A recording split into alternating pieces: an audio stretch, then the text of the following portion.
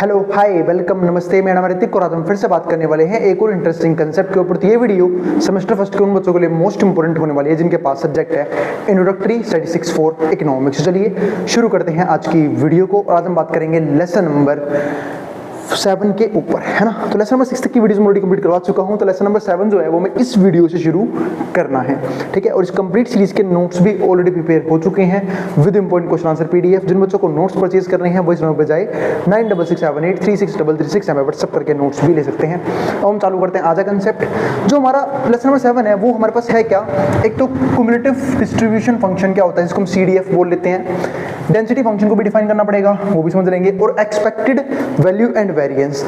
तो expected value की बात तो मैं इसी वीडियो में करूंगा, तो बाद में टॉपिक तो बाद में आइए, लेकिन नहीं, हम इसी वीडियो में डिस्कस करेंगे। यानी कि एक्सपेक्टेड वैल्यू को हम पहले डिस्कस करेंगे और वेरिएंस को इसके बाद डिस्कस करेंगे, और सबसे लास्ट में डिस्कस करेंगे CDF यानी कि क्युमुलेटिव डिस्ट्रीब्यूशन फंक्शन और डेंसिटी फंक्शन, ठीक है। तो चलो चालू करते हैं आज की वीडियो। तो सबसे पहले ये समझते हैं कि इस कंप्लीट चैप्टर में हमें क्या क्या सीखने का मौका मिलेगा, यानी कि लर्निंग ऑब्जेक्टिव्स क्या हैं इस चैप्टर के। तो वो देखते हैं। हमारे पास ये 6 लर्निंग ऑब्जेक्टिव है। पहला क्या है, need to evaluate the descriptive statistics. हमें डिस्क्रिप्टिव स्टैटिस्टिक्स समझना होगा of the probability distribution function, यानी कि पीडीएफ के लिए जो हम बात करते हैं कि डिस्क्रिप्टिव स्टैटिस्टिक्स का मतलब क्या होता है वो हम डिस्कस कर लेते हैं। आप लोगों को याद होगा मैंने यहाँ पे 2 तरह की बात करी थी, आप जब हमको रैंडम वेरिएबल समझा रहा था। एक डिस्क्रिप्टिव रैंडम वेरिएबल, एक होता है हमारे पास यहाँ पे सॉरी वो तो डिस्क्रीट रैंडम वेरिएबल था, और एक हमारे पास वहाँ पे क्या था, कंटीन्यूअस रैंडम वेरिएबल। लेकिन यहाँ पे हमें समझना क्या होगा, स्टैट की 2 ब्रांच थी ना, एक इन्फ्रेंशियल और एक डिस्क्रिप्टिव। तो डिस्क्रिप्टिव स्टैटिस्टिक्स क्या होती है और उसमें हमारे पास पीडीएफ यानी कि प्रोबेबिलिटी डिस्ट्रीब्यूशन फंक्शन क्या होता है वो हम डिस्कस करेंगे, ठीक है। वो हमने डिस्क्रीट समझ लिया, डिस्क्रीट तो हम बात कर चुके हैं कि डिस्क्रीट रैंडम वेरिएबल क्या होता है और कंटीन्यूअस रैंडम वेरिएबल क्या होता है। दूसरा, to learn the formula and method to derive the expected value. हमें यहाँ पे क्या समझना पड़ेगा, वो फॉर्मूला जिसके जरिए या फिर वो मेथड जिसके जरिए हम एक्सपेक्टेड वैल्यू को निकाल सकते हैं, जो हम आज डिस्कस करने वाले हैं, and the of the probability distribution function. तो आप लोगों को याद होगा मैंने आप लोगों को प्रोबेबिलिटी डिस्ट्रीब्यूशन सिखाया था जब मैं आपको रैंडम वेरिएबल x समझा रहा था। वहाँ पे मैंने आपको बनाना सिखाया भी था कि कैसे टेबल बनती है प्रोबेबिलिटी डिस्ट्रीब्यूशन की, कैसे डिस्ट्रीब्यूट होता है, क्या उसकी प्रॉपर्टीज होती हैं, वो हम डिस्कस कर चुके हैं। आज की वीडियो में समझेंगे कि उसका एक्सपेक्टेशन यानी कि उसका मीन बोलते हैं हम एक तरह से इसे, वो हम कैसे निकाल सकते हैं वो हम डिस्कस करेंगे, ठीक है। तो मैंने आपको बताया भी था कि उसका मीन निकालना सीखेंगे, उसको भी हम क्या बोलते हैं, एक्सपेक्टेशन बोलते हैं। उसका वेरिएंस भी निकलता है, स्टैंडर्ड डेविएशन भी निकलता है, ठीक है। तो वो सब हम इस पॉइंट के तहत बात करेंगे। तीसरा पॉइंट हमारे पास क्या है, to compute and apply expected value in different random experiments. और यही नहीं, जो हमारे पास डिफरेंट रैंडम एक्सपेरिमेंट्स होते हैं उसमें हम एक्सपेक्टेड वैल्यू को यानी कि एक्सपेक्टेशंस को किस प्रकार से यूज करते हैं वो हम समझेंगे by deriving the probability distribution function, ठीक है। कैसे, क्या डिराइव करके, प्रोबेबिलिटी डिस्ट्रीब्यूशन फंक्शन डिराइव करके, क्योंकि बिना प्रोबेबिलिटी डिस्ट्रीब्यूशन डिराइव किए ना तो आप एक्सपेक्टेशंस निकालना सीख सकते हैं, ना आप तो एक्सपेक्टेशन निकाल सकते हैं, ना ही आप वेरिएंस निकाल सकते हैं, ना ही हम स्टैंडर्ड डेविएशन निकाल सकते हैं। तो इसलिए प्रोबेबिलिटी डिस्ट्रीब्यूशन फंक्शन बनाना आना बहुत जरूरी है इस कंसेप्ट के लिए। फोर्थ पॉइंट क्या है, to learn the formula and method. हमें फॉर्मूला समझना पड़ेगा और मेथड समझना पड़ेगा ऑफ डिराइव वेरिएंस की, वेरिएंस कैसे निकलेगा ऑफ प्रोबेबिलिटी डिस्ट्रीब्यूशन फंक्शन। इसके लिए तो पहले मैंने एक्सपेक्टेशन के बारे में बात कर ली, फिर हम वेरिएंस की बात कर लेंगे। फिफ्थ पॉइंट क्या आएगा, to compute and apply the variance in different random experiment. और यही नहीं, हमें जो है ना अप्लाई और निकालना आना चाहिए variance in different random experiment, अलग रैंडम एक्सपेरिमेंट्स का, by deriving the probability distribution function. आपको याद होगा ऊपर वाले पॉइंट में किसकी बात कर रहे थे कि जब हम पीडीएफ बनाएंगे यानी कि प्रोबेबिलिटी डिस्ट्रीब्यूशन फंक्शन बनाएंगे उसमें हम एक्सपेक्टेशंस कैसे निकालेंगे, या हम समझेंगे कि हम वेरिएंस कैसे निकालेंगे और स्टैंडर्ड डेविएशन कैसे निकालेंगे। 6 पॉइंट क्या है, to provide exposure to various useful properties. यही नहीं, हमें अलग अलग प्रॉपर्टीज भी समझनी पड़ेगी। एक तो एक्सपेक्टेड वैल्यू की, जो मैं देखो की बैठा हूं यहाँ पे, कि हम लास्ट में सबसे डिस्कस करेंगे कि एक्सपेक्टेड वैल्यू या फिर एक्सपेक्टेशंस की प्रॉपर्टीज किस तरीके की होती है और कैसे काम करती हैं। और यही नहीं, जब हम वेरिएंस की बात करेंगे तो हम वेरिएंस की प्रॉपर्टीज भी निकालना सीखेंगे to the students and their applications, और उसके एप्लीकेशंस भी हम यहाँ पे समझेंगे, ठीक है। तो अब सबसे पहली बात क्या आती है कि भैया एक्सपेक्टेड वैल्यू होता क्या, आप ये डिफाइन कर दो हमें। तो एक्सपेक्टेड वैल्यू की डेफिनेशन ये रही। फिर मैं आपको एक क्वेश्चन समझाऊंगा जहाँ पे मैं आपको प्रोबेबिलिटी डिस्ट्रीब्यूशन, एक या दो क्वेश्चन करेंगे, ठीक है, जहाँ पे हम प्रोबेबिलिटी डिस्ट्रीब्यूशन निकालना भी सीखेंगे, ठीक है, और फिर हम उसका एक्सपेक्टेशन यानी कि जिसको मीन भी बोल लेते हैं वो भी निकाल कर देखेंगे। अब पहले समझते हैं एक्सपेक्टेड वैल्यू का मतलब क्या होता है। Expected value of any random variable x, अगर हमें किसी भी रैंडम वेरिएबल x के लिए अगर एक्सपेक्टेशंस या फिर एक्सपेक्टेड वैल्यू निकालनी है, is obtained by summing the product. कैसे निकलेगा वो? समिंग द प्रोडक्ट, यानी कि जो भी प्रोडक्ट आया, किसी का प्रोडक्ट पहले वो देखते हैं, product of each random variable x, हर एक रैंडम वेरिएबल x का किसके साथ? कोरस्पॉन्डिंग प्रोबेबिलिटी के साथ। मतलब जो भी हम रैंडम वेरिएबल x के अंदर वैल्यूज होंगी उसकी मल्टीप्लाई उसी के प्रोबेबिलिटी से करके जो सम आएगा ना उसको हम क्या बोलते हैं? एक्सपेक्टेड वैल्यू बोलते हैं। वो क्वेश्चन में देखोगे भी अभी, corresponding probability of distribution function where d is the domain to which all values of x random variable belong। और d हमारा वो डोमेन है जहाँ से हमारा रैंडम वेरिएबल x की वैल्यू बिलोंग करती है, ठीक है। एक सिंपल सा क्वेश्चन लेते हैं, आपके बुक में भी देखा है समझाने के लिए, वो क्वेश्चन करके दिखाता हूँ मैं आप लोगों को। प्रॉपर्टीज बिल्कुल लास्ट में देखेंगे, उस क्वेश्चन के बाद बात करेंगे प्रॉपर्टीज के बारे में। पहले क्वेश्चन लेते हैं एक, हमने मान लो एक सिक्का उछाला 3 बार, तो काफ़ी बार ये मैंने वाला एक्सपेरिमेंट वाला किया हुआ है, तो आप लोगों को पता होगा कि total number of sample space बनेंगे 2 की पावर 3 यानी कि 8, यही बनेंगे। क्योंकि 2 का मतलब यहाँ पे क्या है कि सिक्के के 2 ही पहलू होते हैं, 2 ही चीज़ें आ सकती है जब हम एक सिक्के को उछालते हैं, या तो हेड आएगा या टेल आएगा। 3 का मतलब क्या है कि हमने सिक्के को 3 बार उछाला हुआ है, तो 2 की पावर 3 8 सैंपल स्पेस बनेंगे। अब वो 8 सैंपल स्पेस कुछ इस तरीके से बनेंगे, ठीक है। हमारे पास 4 बार हेड, 4 बार टेल, फिर 2 बार हेड, अच्छा, और 2 बार टेल, 2 बार हेड, 2 बार टेल, फिर क्या बनेगा? Head tail head tail, head tail head tail. इसके अलावा कोई सैंपल स्पेस बनेगा क्या? बिल्कुल नहीं बनेगा। अब सबसे पहले क्या बनाते हैं हम? Probability distribution table. तो उसके लिए हमें किसी न किसी को क्या मानना पड़ेगा? रैंडम वेरिएबल x मानना पड़ेगा, है ना। तो मैंने यहाँ पे मान लिया रैंडम वेरिएबल x किसको? नंबर ऑफ हेड्स को, कि नंबर ऑफ हेड्स कितनी बार आ रहे हैं। तो इसको हमने यहाँ पे मान लिया है random variable x number of heads, ठीक है। और अब हम सब जानते हैं अगर सिक्का 3 बार उछला है तो नंबर ऑफ हेड्स जो है ना, हो सकता है वो एक बार भी ना आए, हो सकता तीनों सिक्कों पे टेल आ गया हो सकता है कि एक बार हेड आए, हो ये भी सकता है कि 2 बार हेड आए, और हो ये भी सकता है कि तीनों बार ही क्या हो जाए? हेड आ जाए। इस 4 के अलावा कोई भी केस बन सकता है क्या? बिल्कुल नहीं बन सकता। तो भाई थोड़ा झेल लेना, आज जुकाम हो रखा है, ठीक है। तो नंबर ऑफ हेड्स, तो x आएगा, पता लगे माइक में भी सुर सुर की आवाज़ आ रही है ना। तो चलो देखते हैं। तो x हमारे पास क्या है? नंबर ऑफ हेड्स है। अब 0 1 2 3 तो याद रखा है, और नंबर ऑफ हेड्स, इसका हमें क्या करना पड़ेगा? प्रोबेबिलिटी डिस्ट्रीब्यूशन, है ना। तो प्रोबेबिलिटी डिस्ट्रीब्यूशन करते हैं। जुकाम मार दिया भाई इसने तो आज। प्रोबेबिलिटी डिस्ट्रीब्यूशन निकालते सबकी। तो देखते हैं भाई, नंबर ऑफ हेड्स क्या आएगा? 0, मतलब एक बार भी हेड नहीं आएगा। अब एक बार सॉरी नंबर ऑफ हेड 0, तो एक बार भी हेड नहीं आएगा। अब एक बार भी हेड नहीं, इसका तो कौन सा केस है कि तीनों बार टेल आया होगा। और तीनों बार टेल आने की प्रोबेबिलिटी डिस्ट्रीब्यूशन क्या होती है? 1/8 यही होती है प्रोबेबिलिटी डिस्ट्रीब्यूशन, तीनों बार टेल आने की।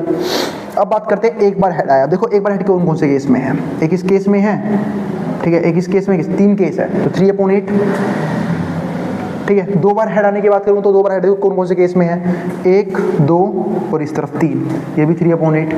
और 3 बार हेड का तो एक ही केस है भाई, है ना, ये वाला, तो 1/8। तो मैंने आपको एक चीज़ सिखाई थी ना, याद है, कि प्रोबेबिलिटी डिस्ट्रीब्यूशन में जो भी नंबर आएंगे वो 0 से बड़े होंगे या फिर बराबर हो सकते हैं, है ना। देखो सारे नंबर 0 से उनके बीच में है। और मैंने एक चीज़ और भी इंपॉर्टेंट समझाई थी कि वो चीज़ भी ध्यान रखना कि प्रोबेबिलिटी डिस्ट्रीब्यूशन में इन सबका सम जो है वो 1 आता है। अब करके देख लो भले ही सम, डिनोमिनेटर सेम है, 3 और 1 4, 4 और 3 7 और 1 8, 8/8 1 आ गया। अब हमें निकालना क्या है वो समझ लेते हैं। हमें निकालना क्या था? एक्सपेक्टेशंस। तो अब हम निकालने वाले हैं एक्सपेक्टेशन, उसको दिखाते हैं ऐसे, ठीक है। अब एक्सपेक्टेशन पता है क्या होता है? सिग्मा यानी कि समेशन। देखो यहाँ पे लिखा था मैंने डेफिनेशन में, रैंडम एक्सपेक्टेड वैल्यू, ये सब मत पढ़ो, बस ये पढ़ो। Expected value is obtained by summing the product of each random variable x, हर एक रैंडम वेरिएबल x का, ठीक है, मल्टीप्लाई किससे? एंड द कोरस्पॉन्डिंग प्रोबेबिलिटी, उसी कोरस्पॉन्डिंग प्रोबेबिलिटी के साथ, यानी कि x का मल्टीप्लाई px के साथ। ऐसे हम निकालते हैं। तो जब मैं इसे सोल्व करूंगा तो सोल्व कैसे होगा? हमारे पास ये सोल्व होगा कुछ इस तरीके से। तो 0 मल्टीप्लाई में 1/8। आप लोग थोड़ी देर उस कमरे में बैठो, उस कमरे में 0 मल्टीप्लाई 1/8, बीच में प्लस, यहाँ पे क्या आएगा 1 मल्टीप्लाई में 3/8, प्लस में 2 मल्टीप्लाई 3/8 और प्लस में 3 मल्टीप्लाई में 1/8। कोई दिक्कत तो नहीं? तो यही करना था हमें, एक्सपेक्टेशन के अकॉर्डिंग हमें करना क्या था, जो भी रैंडम वेरिएबल x है उसकी मल्टीप्लाई उसके कोरस्पॉन्डिंग एलिमेंट से करनी, प्रोबेबिलिटी से करनी थी, और फिर हमें उसे ऐड करना था। अभी तो सबको पता है, तो 0 हो जाएगा, 0 इंटू कुछ भी हो, 0 खत्म हो गया ये तो। यहाँ पे क्या आएगा, यहाँ पे आएगा 3/8। भाई कुछ कट रहा है तब भी मत काटना, क्योंकि सिंपलीफिकेशन इजी रहेगी, भूल जाओ तुम्हें काटना आता है, क्योंकि काटोगे तो डिनोमिनेटर चेंज होगा, तुम्हें एलसीएम लेना पड़ेगा। अभी हम डिनोमिनेटर को सेम रखने की कोशिश करेंगे, तो 3/8 ऊपर ऊपर मल्टीप्लाई कर लो ना, 2 3 6/8 हो जाएगा, ठीक है, और यहाँ पे हो जाएगा 3/8। जो हम इसे ऐड करेंगे तो देखो आंसर क्या आ रहा है, आंसर आ रहा है 6 इंटू, सॉरी डिनोमिनेटर सेम है ना, तो हम ऊपर वाले को ऐड कर लेंगे, तो 6 + 3 9, 9 + 3 12, यानी कि 12/8। इसको अगर मैं 4 से काटूंगा तो कितना आएगा 3/2। तो ये हमारे पास क्या आ गया इस क्वेश्चन में, एक्सपेक्टेशन। बहुत ही निहायत ही आसान टॉपिक था जो मैंने आपको करवा दिया है, एक्सपेक्टेशन। एक क्वेश्चन करेंगे पर वीडियो के आखिरी में, उससे पहले जान लेते हैं एक इंपॉर्टेंट चीज जिसको क्या बोलते हैं, प्रॉपर्टीज, है ना। प्रॉपर्टी की बात कर लेते हैं। तो जब प्रॉपर्टीज की बात करेंगे तो प्रॉपर्टीज ऑफ एक्सपेक्टेड वैल्यू कौन कौन से थे। पहला क्या है, expected value of a constant is a constant. Expected value किसी भी कांस्टेंट का हमेशा एक कांस्टेंट ही रहता है, मतलब वही आंसर हो जाएगा। दूसरा देखो, 1 मिनट वेट करना, मैं भी आया, बस 1 मिनट। तो चलो आगे देखते हैं। हाँ, तो दूसरी प्रॉपर्टी क्या थी, expectation of the sum of 2 random variable. अगर मान लो हम 2 रैंडम वेरिएबल की एक्सपेक्टेशंस का सम करते हैं, फॉर एग्जांपल एक x है और एक y है, is equals to the sum of expectation of the random variable ex y equals to ex plus में ay। इसका मतलब होता ये है कि आप 2 इवेंट्स को, 2 रैंडम वेरिएबल को जोड़ लो x प्लस y, उसके बाद उसकी एक्सपेक्टेशन निकाल लो, या फिर आप दोनों की इंडिविजुअली एक्सपेक्टेशन निकालो, दोनों का सम क्या होता है, इक्वल ही होता है। यानी कि ex प्लस y बराबर आएगा ex प्लस में ey के, ये चीज ध्यान रखना। तीसरा पॉइंट क्या है, expected value of ratio of the 2 random variable is not equal to the ratio of expected value of those random variables. इसका मतलब अगर आप 2 रैंडम वेरिएबल्स को रेशियो करने के बाद उसका एक्सपेक्टेशन निकाल रहे हो, यानी कि रेशियो में लेने के बाद आप उसका एक्सपेक्टेशन निकाल रहे हो, और आप उसका अलग अलग एक्सपेक्टेशन निकाल के रेशियो में रख रहे हो, दोनों सेम बात नहीं होगी। जैसे यहाँ पे देखो, ये समझ में आएगा आप लोगों को कि x/y किया, फिर हमने उसका एक्सपेक्टेशन निकाला, और एक एक्सपेक्टेशन ऑफ x लिया, फिर अपॉन एक्सपेक्टेशन ऑफ y लिया, दोनों क्या होंगे, इक्वल नहीं होंगे। यहाँ पे नॉट इक्वल टू का सिंबल आएगा, बस। अब आता है हमारे पास यहाँ पे फोर्थ पॉइंट में क्या है, expected value of product of 2 random variables. अगर आप एक्सपेक्टेड वैल्यू यानी कि एक्सपेक्टेशंस ले रहे हो 2 रैंडम वेरिएबल्स का, ठीक है, तो आपने मल्टीप्लाई कर लिया।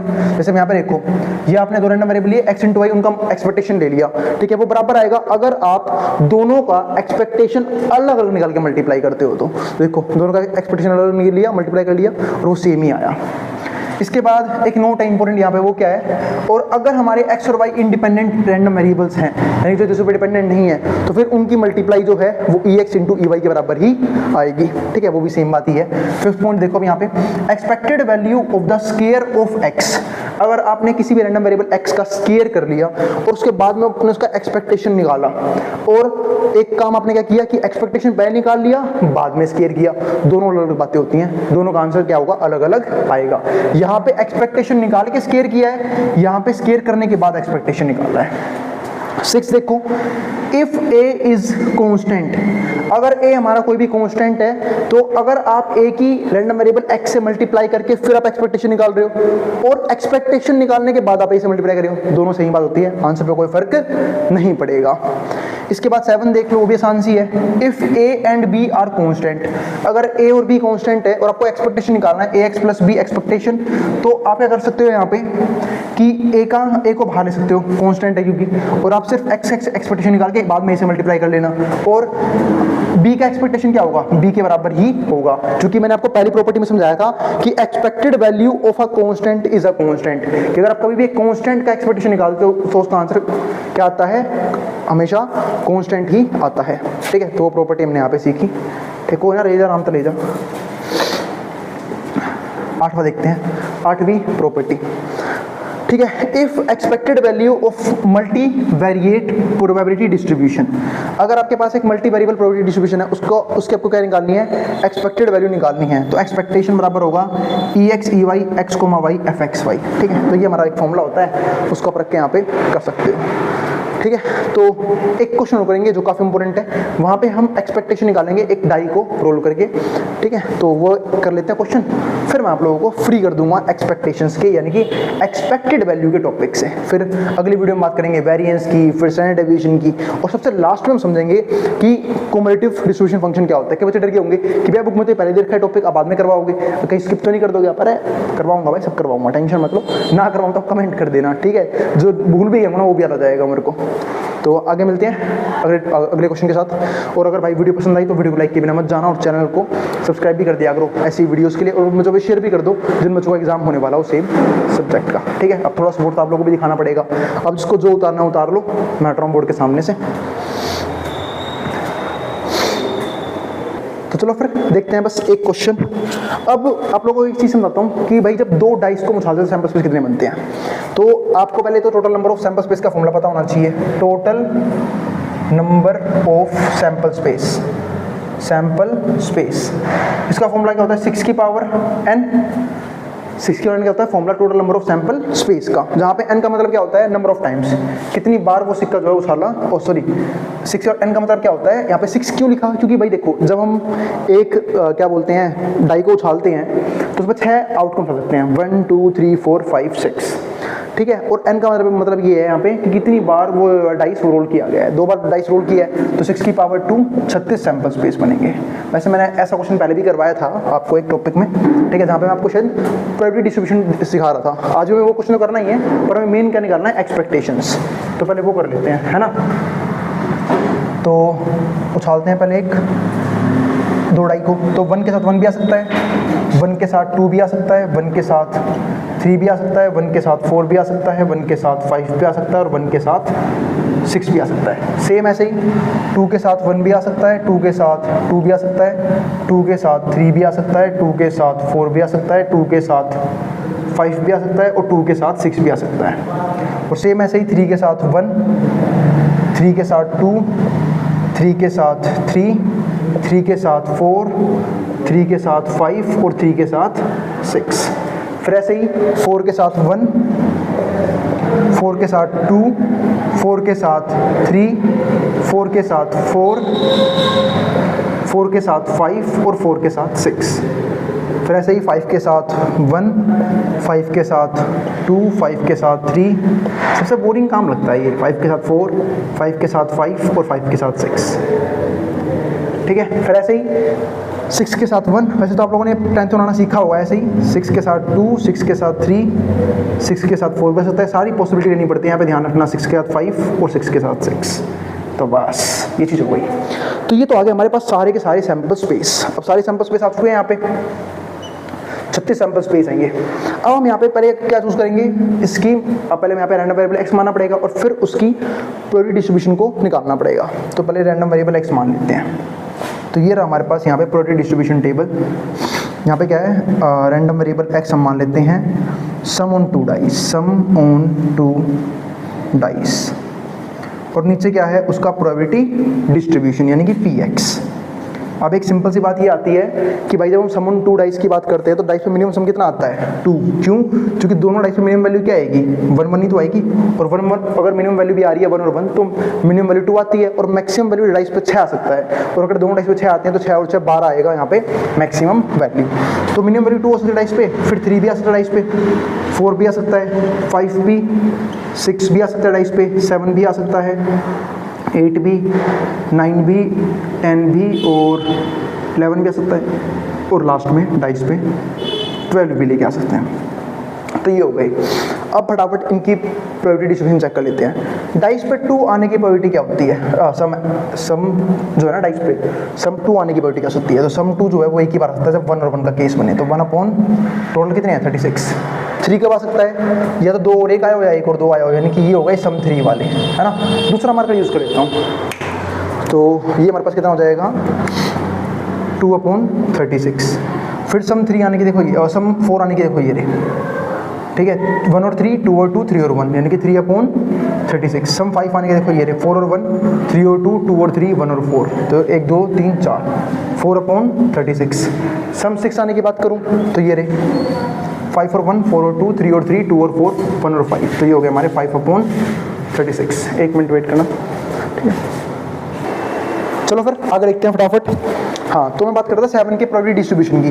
देखो सम 7 कौन कौन से केस में आ रहा था, तो सम 7 जो है वो 1 और 6, 5 और 2, 4 और 3, 3 और 4, 2 और 5, 1 और 6, तो ये सारे जो केसेस है ना वो सम 7 आने के हैं, यानी कि 1 2 3 4 5 6, यानी कि 6 से यहाँ पे सम 7 आ रहा है, यानी कि 6/36 होगी इसकी प्रोबेबिलिटी। अगर मैं सम 8 आने की बात करूँ तो सम 8 देखो बस यूँ चलता रहेगा सीरीज में सम। अब ये सम 8 आने की हो गई 6 और 2, 5 और 3, 4 और 4, 3 और 5, 2 और 6। कई बच्चे यहाँ ढूंढना शुरू कर देते हैं कि भैया सम 8 कहाँ पे आ रहा है, इससे मैंने तरीका बता रखा है कि यूं ही आपको सम मिलते रहेंगे। तो 5/36 अब ये घटता रहेगा। सम 9 आने के कितने होंगे, 4/36, देख लो ये रहे 9, सम 9 आने के डाइस पे 4/36। 10 आने के ये रहे 3, कितने हो गए 3/36। और सम 11 आने के दो ही केस है, 6 और 5, 5 और 6, तो 2/36। और सम 12 आने का सिर्फ एक केस है 1/36। तो ये तो मैंने आपको पहले भी सिखाया था कि प्रोबेबिलिटी जो है वो डिस्ट्रीब्यूट कैसे की जाती है जब हम बात करते हैं डाइस पे, ठीक है, या फिर किसी भी रैंडम वेरिएबल एक्स के लिए। उसमें मैंने आपको एक खास चीज़ ये बताई थी कि जब भी आप प्रोबेबिलिटी डिस्ट्रीब्यूट करते हो तो एक चीज़ का ध्यान रखना, जो प्रोबेबिलिटी है वो कभी भी नेगेटिव नहीं होती, ना ही 1 से बड़ी होती है। तो ये सारी वैल्यूज जो है वो 0 से लेकर 1 के बीच में है, और इन सबका सम जो है ना वो कितना आना चाहिए, 1 आना चाहिए। 1 मिनट रुकना, चलो फिर आगे देखते हैं। हाँ, तो मैं किस चीज़ की बात कर रहा था अब आगे, तो ये तो हो गया हमारा सम ऑन 2 डाइस, और ये हो गया उसका प्रोबेबिलिटी डिस्ट्रीब्यूशन। मेन में चीज़ क्या निकालना, एक्सपेक्टेशन। हाँ, मैं क्या करता कि इनका सबका सम जो है 1 आएगा, वो करके देख लेना कैसे भी। डिनोमिनेटर सेम है तो हम लोग बताया जब भी डिनोमिनेटर सेम होता है और हमें ऐड करना हो तो हम डायरेक्टली डिनोमिनेटर को ऐड करके कर सकते हैं।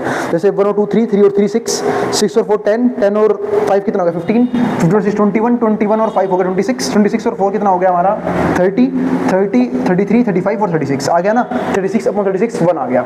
इसका मतलब क्या है कि हमारे पास जो प्रोबेबिलिटी डिस्ट्रीब्यूशन टेबल है वो बिल्कुल करेक्ट है, बिल्कुल सही है। अब सिर्फ निकालना क्या है, एक्सपेक्टेशन। फटाफट निकालते हैं और करते हैं इस वीडियो को फिनिश।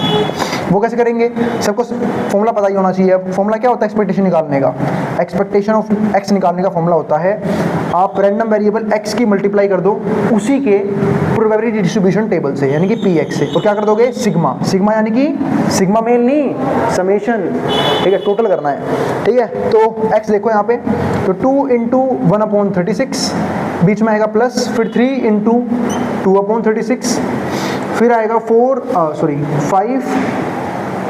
4 मल्टीप्लाई 3/36, फिर आएगा 5 मल्टीप्लाई में 4/36, और फिर आएगा 6 मल्टीप्लाई में 5/36, प्लस में क्या आएगा 7 मल्टीप्लाई में 6/36, 8 मल्टीप्लाई में 5/36, 9 मल्टीप्लाई में 4/36, और 10 मल्टीप्लाई में 3/36, और 11 मल्टीप्लाई में 2/36, और लास्ट में आएगा हमारे पास 12 मल्टीप्लाई में 1/36। अब फटाफट इनको प्लस मल्टीप्लाई करके ऐड कर लेते हैं। मल्टीप्लाई कैसे करोगे भाई, काटना मत गलती से भी, फिर बोल रहा हूँ ऐड करना मुश्किल हो जाएगा, फिर तो एलसीएम लेना पड़ेगा पूरे को सोल्व करने के लिए। काटना मत, भले ही काटना आता हो, अपना यहाँ स्मार्ट बुद्धि नहीं लगानी, यहाँ सिर्फ मल्टीप्लाई करना है। तो 2 × 1 कितना हो गया 2/36, बीच में प्लस, 3 × 2 कितना हो गया 6/36, बीच में प्लस, 4 × 3 12/36, बीच में प्लस, 5 × 4 20/36, बीच में प्लस, और फिर क्या आएगा 6 × 5 30/36, फिर करेंगे हम 7 × 6 42/36, फिर करेंगे 8 की मल्टीप्लाई, 8 5 40 40/36, फिर आएगा 9 4 36/36, गलती से मत काटना भाई यहाँ पे। 10 × 3 30/36, यहाँ पे लिख लेते हैं 30/36, और फिर 11 की करी 2 से 22/36, और 12 की जब मैं करूँगा मल्टीप्लाई तो 12/36, तो ये आए हैं। अब डिनोमिनेटर सेम है सबके, तो न्यूमरेटर आप यूं के यूं ऐड कर सकते हो। मैं न्यूमरेटर ऐड कर रहा हूँ बस। अब 2 और 2 4, 4 और 0 4 रहेगा, 4 6 10, 10 और 2 कितना हो गया 12, 12 और 2 हो गया हमारा कितना 14, 14 और 6 हो गया हमारा 20, 22, 22 का 2 और 2 कैरी यहाँ पे ले लेते हैं। 2 + 1 3, 3 और 2 5, 5 और 3 8, 8 और 3 11, 11 और 4 15, 15 और 4 19, 19 और 3 22, 22 और 2 कितना होगा 24, 25, बस 25, 252/36। ये हमारे पास क्या है एक्सपेक्टेशन। अब काटना चाहो तो काट सकते हो, क्योंकि अब मैंने ऐड कर लिया, अब तो काटना है तो काटेंगे अब। ठीक है, 2 से कट रहा है क्या, शायद 4 से भी कट रहा है। 4 से गया 9 पे, अब 4 में 25 आएगा नहीं, 24 कितने पे आएगा 6 पे, एक रहेगा रिमाइंडर 12 आएगा 3 पे। फिर कट रहा है ये 9 से, कितने पे आया 7 पे, 7 9 जा 63 है ना। तो बस ये हमारे पास क्या आ गया इस क्वेश्चन का आंसर। तो 7 जो है ना वो हमारे पास क्या है एक्सपेक्टेशन इस केस में। तो उम्मीद है आपको टॉपिक समझ में आ गया है। आज की वीडियो में समझेंगे कि हम जो है वेरिएंस कैसे निकाल सकते हैं, वेरिएंस कैसे निकाल सकते हैं और स्टैंडर्ड डेविएशन भी कैसे निकाल सकते हैं। और इस कंप्लीट सीरीज के नोट्स भी ऑलरेडी प्रिपेयर हो चुके हैं with important question answer PDF. जिन बच्चों को नोट्स परचेज करनी है वो इस नंबर पर जाए 9667836336 हमें व्हाट्सएप करके नोट्स भी ले सकते हैं। अब हम चालू करते हैं आज का कंसेप्ट। तो चलो देखते हैं वेरिएंस ऑफ रैंडम वेरिएबल हम कैसे निकाल सकते हैं। तो देखो रैंडम वेरिएबल तो हमने पिछले चैप्टर में कवर कर लिया था, जब हमने समझा था कि प्रोबेबिलिटी डिस्ट्रीब्यूशन टेबल हम कैसे बनाते हैं और किसी भी इवेंट के लिए हम रैंडम वेरिएबल एक्स कैसे मानते हैं। तो आपको अगर याद होगा मैंने पिछली वीडियो में भी करवाया था जहाँ पे मैं आपको एक्सपेक्टेशन निकालना सिखा रहा था। जब मैंने इस क्वेश्चन की बात करी थी तो ये क्या है हमारे पास, जब हमने 2 डाइस उछाले, अब 2 डाइस पे जो है वो सम जो है वो कितने कितने आ सकते हैं। अब 2 डाइस पे जो सम है उसको हमने क्या माना था रैंडम वेरिएबल एक्स मान लिया था। अब 2 डाइस पे तो भाई मिनिमम सम 2 आता है, क्योंकि अगर दोनों डाइस पे हम देखें तो मिनिमम वैल्यू 1 और 1 आ सकती है, तो 2 हो जाएगी। तो मिनिमम वैल्यू 2 हो गई, ठीक है। फिर 3 आ सकता है, फिर 4 आ सकता है डाइस पे सम, 5 आ सकता है, 6 आ सकता है, 7 आ सकता है, 8 आ सकता है, 9 10 11 12। और फिर हमने क्या कर दी उसकी प्रोबेबिलिटी डिस्ट्रीब्यूशन, यानी कि डाइस पे सम 2 आने का सिर्फ एक केस होता है 1/36। अगर आपका मन करे तो आप सैंपल स्पेस बना लेना सारे, आपको दिख जाएगा कि डाइस पे सम जो है 2 एक ही केस में होता है अगर 1 और 1 आए दोनों पे, तो 1/36। 3 आने के 2 केस बनते हैं 2/36, 4 आने के 3/36, 5 आने के 4/36, 6 आने के 5/36, 7 आने के 6/36, 8 आने के 5/36, ऐसे ही बाकी सबकी मैंने क्या कर दी प्रोबेबिलिटी डिस्ट्रीब्यूट यहाँ पे कर दी है, ठीक है। और मैंने आपको चेक करना भी सिखाया था कि अगर आपको लगे कभी भी कि आपका प्रोबेबिलिटी डिस्ट्रीब्यूशन गलत हो सकता है तो आप इनका सम कर लिया करो। अगर आप इनका सम करो, अगर वो 1 नहीं आ रहा है इसका मतलब क्या है, कहीं ना कहीं आपने प्रोबेबिलिटी डिस्ट्रीब्यूशन निकालने में गलती करी है। अगर आपको इसका सम करते हो, देखो यहाँ पे 1 + 2 3, 3 + 3 6 और 4 10, 10 5 15, 15 और 6 कितना हो गया 21, 26, 26 और 4 30, 30 और 33, 35, 36 आ गया ना। 36/36 1 हो जाएगा। इसका मतलब ये इसमें कोई भी दिक्कत नहीं है। अब मेन बात ये करनी है कि भैया वेरिएंस समझाओ ना, वेरिएंस का फॉर्मूला क्या होता है, ठीक है। ये तो चीज हम देख चुके थे, हमने एक्सपेक्टेशन निकालना भी सीख लिया था, या फिर यानी कि एक्सपेक्टेड वैल्यू निकालनी भी सीख ली थी। अब ये बात करिए वेरिएंस के बारे में। तो वेरिएंस जो है ना उसका फॉर्मूला क्या होता है, उसका फॉर्मूला होता है सिग्मा एक्स स्क्वायर माइनस में एक्सपेक्टेशन का होल स्क्वायर। अब ये है क्या वो समझाता हूं पहले, अब इसको मिटाओ। ये तो एक्सपेक्टेशन का फॉर्मूला है कि xi मल्टीप्लाई में उसकी प्रोबेबिलिटी i 1 से लेके n तक उसका सम कर लेना, आपका एक्सपेक्टेशन आ जाएगा, ठीक है। अब एक चीज करते हैं यहाँ पे, वो क्या, पहले इसको मिटाता हूँ मैं, है ना। इसको लिख लेते हैं कहीं पे नीचे कि जो एक्सपेक्टेशन है उसका फॉर्मूला क्या होता है सिग्मा xi मल्टीप्लाई में ti, उसकी गिवन प्रोबेबिलिटी के साथ यहाँ पे लिख लेते हैं कि वैसे i 1 से लेके n तक, ठीक है, जो भी दे रखा है। ये हो गया हमारा फॉर्मूला एक्सपेक्टेशन निकालने का, ठीक है, एक्सपेक्टेशन निकालने का। अब सबसे पहले करना क्या होगा हमें निकालना क्या है, हमें निकालना है वेरिएंस। तो उसके लिए 2 चीज चाहिए। एक तो इसका मतलब समझो, इसका मतलब क्या होता है, इसका मतलब सिंपल सा है कि आप एक बार एक्स स्क्वायर लेके भी एक्सपेक्टेशन निकाल लो, ठीक है। जब एक्स होता है तो हम एक्स से मल्टीप्लाई करते हैं, इसके लिए पहले मुझे एक्स स्क्वायर निकालना पड़ेगा, तो पहले हम निकालते हैं एक्स स्क्वायर। तो मैंने टेबल को एक स्टेप आगे बढ़ा लिया है। अब मैं निकालता हूँ एक्स का स्क्वायर, एक्स यानी कि इनका स्क्वायर, 2 का स्क्वायर क्या हो जाएगा 4, 3 का स्क्वायर 9, 4 का स्क्वायर 16 और 5 का स्क्वायर 25, यहाँ पे आएगा 25 और 6 का स्क्वायर 36, 7 का 49, 8 का 64, 9 का 81, 10 का 100, 11 का 121 और 12 का 144। तो ये आ गया स्क्वायर, ठीक है। तो अब मुझे क्या चाहिए था, अब मुझे चाहिए एक्सपेक्टेशन एक्स स्क्वायर को लेने के बाद। अब एक्सपेक्टेशन हम जब निकालते हैं तो मैं आपको एक्सपेक्टेशन निकाल के दिखाता हूँ। तो जब हम एक्सपेक्टेशन निकालने की बात करते हैं तो हम एक्सपेक्टेशन कैसे निकालते हैं, ठीक है, उसकी बात करते हैं। तो एक्सपेक्टेशन निकालना है हमें, तो वो कैसे आएगा, उसके लिए आपको जो भी रैंडम वेरिएबल एक्स की वैल्यूज हैं और उनकी जो प्रोबेबिलिटीज हैं, इनकी कॉरस्पॉन्डिंग प्रोबेबिलिटीज, उनको मल्टीप्लाई करके सम करना पड़ेगा। इनके एक्सपेक्टेशन मुझे निकालना है, उसका फॉर्मूला देखो ये रहा सामने। तो 2 मल्टीप्लाई में 1/36, उम्मीद है आप लोगों को प्रॉपर दिख रहा है, क्योंकि स्पेस कम है तो थोड़ा सा मैं ऐसे लिखूंगा यहाँ पे। 3 मल्टीप्लाई में 2/36, फिर बीच है +4 और उसकी प्रोबेबिलिटी क्या है 3/36, 5 है उसकी प्रोबेबिलिटी क्या है 4/36। उम्मीद है फॉर्मूला समझ में आ गया। फॉर्मूला इरेज कर देता हूँ मैं यहाँ पे, ये मैंने कर दिया इरेज, ठीक है, आसान सा था, बस इनकी मल्टीप्लाई करनी है और बाद में ऐड करना है, ठीक है। फिर क्या आएगा 6 मल्टीप्लाई में 5/36, 7 मल्टीप्लाई में 6/36। और जिन बच्चों ने पिछली वीडियो देखी है जहाँ पे मैंने एक्सपेक्टेशन निकालना सिखाया था, वहाँ पे मैंने वाला क्वेश्चन किया था, तो वो चाहे तो यहाँ से स्किप कर सकते हैं, इसको आगे बढ़ के देख सकते हैं, वीडियो को आगे स्किप कर लो। हाँ, जो पहली बार देख रहे हैं इस चीज़ को, वैसे तो मैं हर वीडियो में बोलता हूँ भाई कि हर एक कंसेप्ट को, हर एक चैप्टर को टॉपिक वाइज देखा करो, वरना आपको चीज़ें समझने में दिक्कत जरूर आएंगी, ठीक है।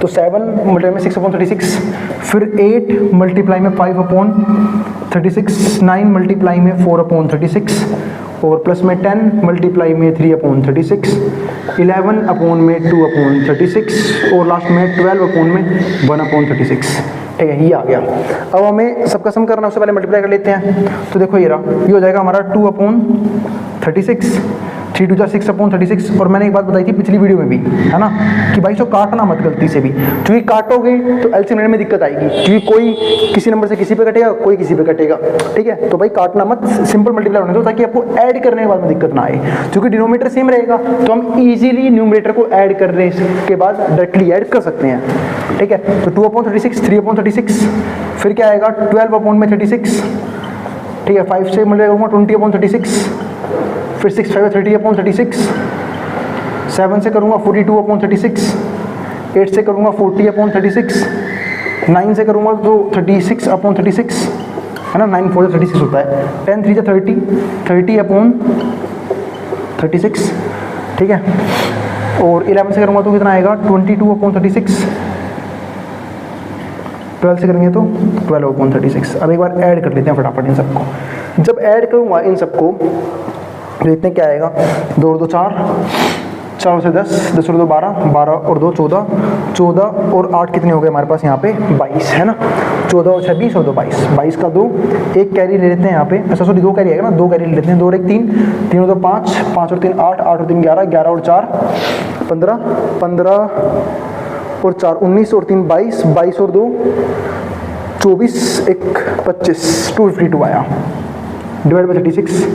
तो काट लेते हैं इसे, तो 9 से काटेंगे तो 9 की डिटेल में 36 आएगा 4 पे, 9 से काटूंगा तो क्यों कट रहा है 9 से, मैंने डिविजिबिलिटी रूल लगा लिया था, जिनको नहीं पता बता देता हूँ, सम करके देख लिया करो भाई। 5 और 2 7 और 2 9, सम जो है 9 टेबल में आ रहा है, तो इनके 9 से पूरा पूरा कटेगा। ये होता है, इस तरीके से करते हैं हम 3 का और 9 का डिविजिबिलिटी रूल। बचपन में पढ़ा होगा, आप लोगों ने नहीं पढ़ा तो भाई क्या ही कर सकते हैं, आप समझ लो, ठीक है। 9 से काट लिया, 9 से करूँगे तो 25 नहीं आएगा, 18 कितने पे आएगा 2 पे, 7 रहेगा रिमाइंडर, 72 कितना आता है 9 की टेबल में 8 पे, तो 8 आ गया हमारे पास यहाँ पे।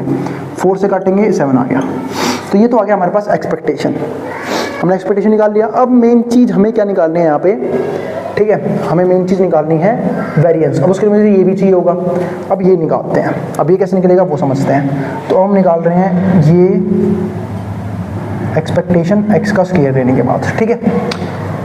तो प्रोबेबिलिटी मल्टीप्लाई करनी पड़ेगी इससे, उसके लिए आपको ध्यान रखना, करना पड़ेगा आपको x के स्क्वायर को किससे मल्टीप्लाई, इसके लिए चाहिए सिग्मा x स्क्वायर और उसका कोरस्पॉन्डिंग प्रोबेबिलिटी, ठीक है। तो 4 मल्टीप्लाई में क्या है 1/36, यही होगा, बीच में प्लस, फिर क्या आएगा 9 मल्टीप्लाई में 2/36, 2/36, फिर बीच में प्लस, 16 मल्टीप्लाई में 3/36, फिर क्या आएगा हमारे पास 25 मल्टीप्लाई में 4/36, बीच में प्लस, 36 मल्टीप्लाई में 5/36, ठीक है। फिर क्या आएगा हमारे पास 36 आ गया, 49 6/36, 49 के बाद 64 5/36, और फिर 8 का 9 का स्केल लिया होगा 81 4/36, और उसके बाद क्या लिया है 100 3/36, और फिर क्या लेंगे हम यहाँ पे 121 2/26, और लास्ट में क्या लिया है 144 मल्टीप्लाई में 1/36, ये आ गया। इससे कंपैरिजन में ये वाला क्वेश्चन ज़्यादा आसान था, है ना, इसको करेंगे तो इजीली हो जाएगा। अब ये थोड़ा सा था अच्छा क्वेश्चन, अब इनको प्लस कर लेते हैं, पहले मल्टीप्लाई कर लेते हैं। तो मल्टीप्लाई करूँगा तो क्या आंसर आया 4/36, सबको दिख रहा होगा यहाँ पे। 9 2 ज़ा 18/36, फिर से वही बात बोलूँगा, काटना बिल्कुल नहीं है, प्लस करना ईजी रहेगा। 16 3 ज़ा 48/36, ठीक है। फिर है 25 4 ज़ा 100/36, फिर क्या आएगा हमारे पास यहाँ पे 36 5 ज़ा 180/36, 180/36, और यहाँ पे 49 6 ज़ा कितना होगा 6 9 ज़ा 54 का 4, है ना, 5 यहाँ पे, 6 तो 24 29 294/36, है ना, 6 9 ज़ा, हाँ सही किया है 5, हाँ ठीक है, कोई दिक्कत नहीं है। यहाँ करूँगा तो 320 आएगा, है ना, 320, 320 अपॉन में कितना आएगा 36, ठीक है। और क्या आएगा हमारे पास यहाँ पे, तो ये हो गया, हाँ कोई दिक्कत नहीं है। 81 की 4 से करूँगा तो ये आएगा हमारे पास 324, है ना, 324/36, 324/36, बीच में प्लस,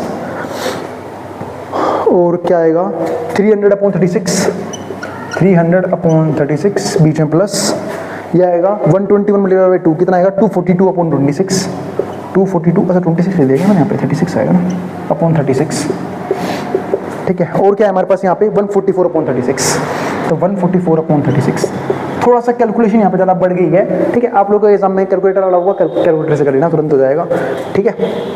और बाकी मैंने भी ज़्यादा टाइम तो लिया नहीं है, स्पीडली कैलकुलेट किया है, ठीक है। तो अब इन सबको ऐड करना है, तो ऐड करना है। अब कई बच्चे यहाँ पे कैलकुलेटर लेके बैठ जाएंगे, सिंपल तरीके से भी ऐड करना आप लोगों को आना चाहिए, आप लोग कॉलेज में पढ़ रहे हो एटलीस्ट मेरे हिसाब से, ठीक है। तो इतना तो आप लोगों को पता होना चाहिए कैसे तुरंत हम कैलकुलेट कर सकते हैं।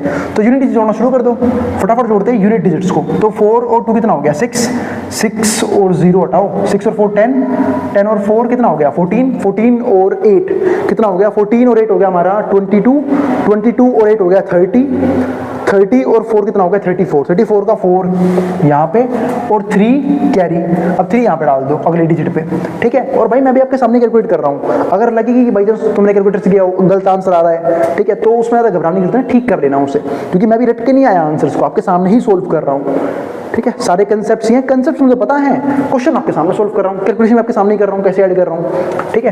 तो 4 + 3 कितना हो गया 7, 7 और 4 कितना हो गया हमारा 11, 11 0 है, 11 और 2 13, 13 और 2 कितना हो गया 15, 15 और 9 कितना हो गया 15 और 9 हो गया हमारे पास 24, 24 और 8 कितना हो गया 24 और 8 32, 32 और 4 कितना होगा 36, 36 37, 37, हाँ 37 का 7 रहेगा, ये मत जोड़ देना, 37 का 7 और 3 कैरी, 3 और 1 4, 4 और 2 कितना हो गया 6, 6 और 3 9, 9 और 3 हो गया 12, 12 और 3 15, 15 और 2 कितना हो गया 17, 17 और 1 18 और एक 19, 19 आया, तो 1974 ये आया है डिवाइड बाय 36, ठीक है। तो ये आ गया इसका आंसर। तो उम्मीद है यहाँ तक किसी को दिक्कत नहीं होगी, ये हमने निकाल लिया अपना फाइनली एक्सपेक्टेशन एक्स स्क्वायर को लेके, है ना, एक्सपेक्टेशन एक्स स्क्वायर ये निकाल लिया। अब फॉर्मूला देखते हैं, अगर हम वेरिएंस के फॉर्मूले की बात करते हैं तो जो वेरिएंस है उसका फॉर्मूला क्या था एक्सपेक्टेशन ऑफ एक्स स्क्वायर, भाई दोनों में डिफरेंस करना आप लोगों को आना चाहिए, ये है एक्सपेक्टेशन का होल स्क्वायर, ये है जब आप एक्स स्क्वायर को लेके एक्सपेक्टेशन निकालोगे, दोनों में डिफरेंस है, ठीक है। तो यहाँ पे क्या है ये एक्सपेक्टेशन ऑफ एक्स का होल स्क्वायर। अब इसके जो मैं सोल्व करूँगा तो इसका आंसर कितना आया हमारे पास, ये आया 1974/36, माइनस में एक्सपेक्टेशन का होल स्क्वायर करना है, एक्सपेक्टेशन देखो कितनी है, एक्सपेक्टेशन है हमारे पास यहाँ पे 7, 7 का स्क्वायर कितना हो गया 49, तो हो जाएगा 49। अब बस आपको माइनस करना है, 36 से कट रहेगा ये 7 और 11, 11 और 10 21, 9 से भी नहीं कट रहा है, तो 3 से कट रहा है। एक काम करते हैं एलसीएम लेके सोल्व कर लेते हैं। तो आपको पता है इसके नीचे 1 है, तो इसकी से डायरेक्ट मल्टीप्लाई कर सकते हो आप यहाँ पे, या फिर आप यूँ समझ लो 36 और 21 36 हो गया। अब 36 को करेंगे इससे डिवाइड, तो 36 ही आएगा, सॉरी 1 आएगा ना, 36 को करेंगे इससे डिवाइड, तो 1 1 में ये 1974 रहेगा। अब इसको करेंगे 1 से डिवाइड, तो 36 36 × 49 देखते कितना आएगा, तो 49 × 36 6 9 54 का 4, 5 कैरी, 24 और 5 29, 294, 3 से काटूंगा 27 का 7, 2 ये रहा, 12 और 2 14, ये आ गया 4, 9 7 16 का 6, 1 ये रहा, 7 1764, तो 1764, 0 आ गया, 7 में 6 गए, 1 आ गया, 19 में 17 गए, 2 आ गए, 210 बटे में कितना आ गया 36, 3 से काटेंगे तो 70, 3 से काटूंगा तो कितना आएगा 12, ठीक है, 35, 2 से काटूंगा तो 6, 35/6 हमारे पास जो है ये हमारे पास क्या है, वेरिएंस आया है। अगर आप इसे पॉइंट में बिल्कुल निकालना चाहते हो तो 6 5 30, 5 रह गया रिमाइंडर, 0 लोगे पॉइंट लग गया, 50 से कम से 48 आएगा, 6 8 सा 2 रह गया, 0 पॉइंट लगा हुआ है, 18 आएगा 3 पे, 5.83, ये आपका जो है ना वो वेरिएंस आएगा, ठीक है।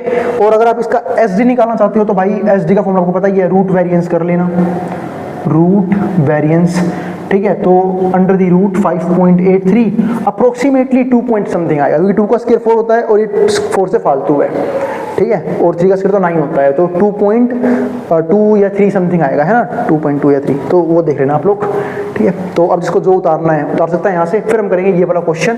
इसके बाद ये क्वेश्चन काफ़ी इजी जल्दी हो जाएगा, इसकी तरह इतना कैलकुलेटिव नहीं होगा, फटाफट करके फिर हम कर देंगे वेरिएंस के टॉपिक को खत्म, है ना। तो अब जिसको जो उतारना है पहले उतार ले मैट्रोन बोर्ड के सामने से। चलो फिर हम देखते हैं ये वाला क्वेश्चन। अब इसमें क्या है, सबसे पहले x दे रखा है, सबसे पहले निकालूंगा x का स्क्वायर फटाफट, है ना। और ये मेरे हिसाब से ये वो है कि डाइस पे हर किसी भी नंबर आने की प्रोबेबिलिटी क्या है, उसको मान रखा है रैंडम वेरिएबल x, क्योंकि देखो 1 आने की प्रोबेबिलिटी 1/6, 2 आने की 1/6, 3 आने की 1/6, 4 आने की 1/6, 5 आने की 1/6, 6 आने की 1/6, यानी कि डाइस पे किसी भी नंबर का आना उसको मान रखा है रैंडम वेरिएबल x। यहाँ पे तो मैं सम को मान रखा है, यहाँ पे किसी भी नंबर के आने को मान रखा है। और रैंडम वेरिएबल x ना आप कोई केस में मान सकते हो, मैंने आपको सिखा रखा है पहले भी, ठीक है। तरीका सेम रहेगा आपका वेरिएंस निकालने का, एक्सपेक्टेशन निकालने का, चाहे आप सिक्कों को मानो चाहे आप डाइस को उछालो। पिछले मैंने जो वीडियो में मैंने एक्सपेक्टेशन सिखाया था, मैंने कॉइंस के बारे में बात करी थी। हाँ, इस वाले वीडियो थोड़ी सी लेंथ जाएगी अगर मैं कॉइंस के ऊपर बात करना शुरू कर दूंगा, तो कंसेप्ट सेम रहेगा, आपको टॉपिक समझना होगा कि क्योंकि देखो मेन चीज क्या होती है कि आपको रैंडम वेरिएबल x मानना आना चाहिए, उसका प्रोबेबिलिटी डिस्ट्रीब्यूशन वो निकालना आना चाहिए, उसके बाद तो सारा क्वेश्चन फॉर्मूले के ऊपर बेस्ड आप कर लोगे तुरंत। अब इसी क्वेश्चन में देखो पहले x स्क्वायर निकालेंगे तो 1 का स्क्वायर 1, 2 का स्क्वायर 4, 3 का स्क्वायर 9। अरे उम्मीद है स्क्वायर का मतलब सबको पता है भाई, 3 के स्क्वायर का मतलब ये नहीं होता 3 2 6 कर दो, 3 × 3 होता है 3 का स्क्वायर का मतलब, 4 का स्क्वायर 16, 5 का 25, 6 का 36, ये सबके स्क्वायर आ गए। अब करना क्या है मेरे को यहाँ पे, करना है मुझे यहाँ पे सबसे पहले क्या निकालना होगा, मीन निकालना होगा, है ना, सॉरी एक्सपेक्टेशन निकालना होगा। तो एक्सपेक्टेशन निकालते हैं। एक्सपेक्टेशन का फॉर्मूला क्या होता है कि भाई सिग्मा xi, जो भी xi है उसको उसी की प्रोबेबिलिटी से मल्टीप्लाई कर दो, ठीक है। तो बस मल्टीप्लाई कर दो यहाँ पे, तो पहले तो वही निकाल लेते हैं, 1 इंटू में 1/6 प्लस 2 मल्टीप्लाई में 1/6 प्लस में 3 मल्टीप्लाई में 1/6, फिर क्या आएगा 4 मल्टीप्लाई में 1/6, 5 मल्टीप्लाई में 1/6 और फिर लास्ट में क्या है 6 मल्टीप्लाई में 1/6। तो ये तो हमने कर लिया, जो भी गिवन नंबर्स थे x उसको उसकी प्रोबेबिलिटी से मल्टीप्लाई, फिर बाद में यहाँ पे सोल्व कर लेंगे इसे। तो ये हमारे पास जो आंसर आएगा वो आएगा 1/6, 2/6, 3/6, 4/6, 5/6, 6/6, 6/6। तो 6 और 5 कितना हो गया 11 और 4 कितना होता है हमारे पास 15 और 3 18, 18 इंटू 20 21/6 आया है, 21/6 आया है। 3 से काट लेना, 7 पे कटेगा, ये 2 पे कटेगा, 7/2। ये हमारे पास जो आया है वो है एक्सपेक्टेशन, ठीक है।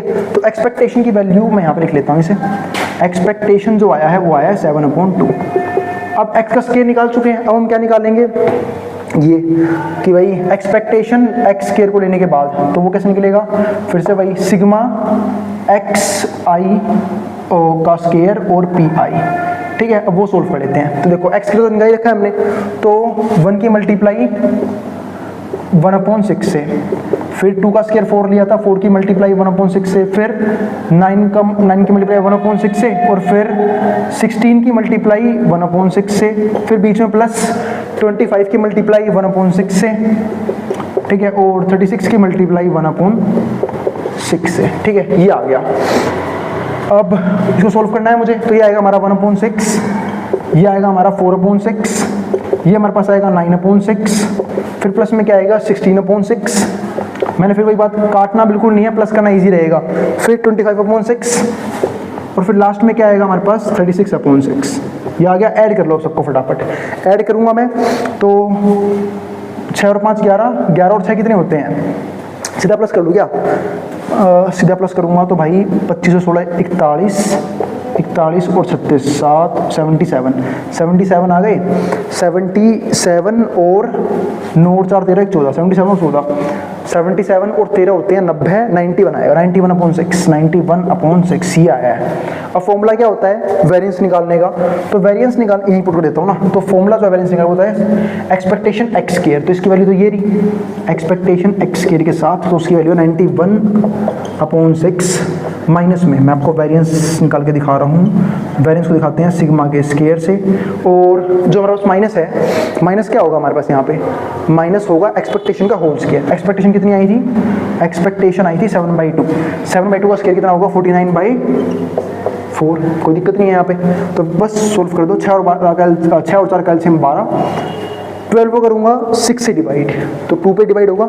2 × 91 कितना हो जाएगा, 2 2 9 182, माइनस में 12 को करूँगा 4 से डिवाइड, 3 पे डिवाइड होगा क्योंकि 4 से 12 होता है। 3 × 14 कितना हो जाएगा 147। 12 में 7 गए, 5 हो गया, ठीक है। यहाँ पे कितना हो जाएगा 17 में से 14 गए 3 हो गया, 35/12 ये आंसर आएगा। 35/12 तो ये वेरिएंस है, ठीक है। इसको पॉइंटों में भी कन्वर्ट कर सकते हो, ठीक है। कर दूँ क्या, 12 2 24, ठीक है। क्या बचेगा हमारे पास यहाँ पे 11, 0 लूँगा पॉइंट, 110 से कम क्या आएगा 108, 9 पे, ठीक है। 2.9 समथिंग आएगा, तो ये आपका वेरिएंस आ गया है, वेरिएंस, ठीक है। और जब आप बात करोगे कि इसकी स्टैंडर्ड डेविएशन की SD की, तो वो तो सिर्फ ये होता है, तो होगा √299 2.9 सोल्व करना, आप इसे आपका आंसर आ जाएगा। तो ये था हमारा आज का कंप्लीट टॉपिक, जहाँ पे मैंने वेरिएंस और स्टैंडर्ड डेविएशन को एक ही वीडियो में ख़त्म कर दिया है, ठीक है। तो अब हम मिलेंगे अगली वीडियो में।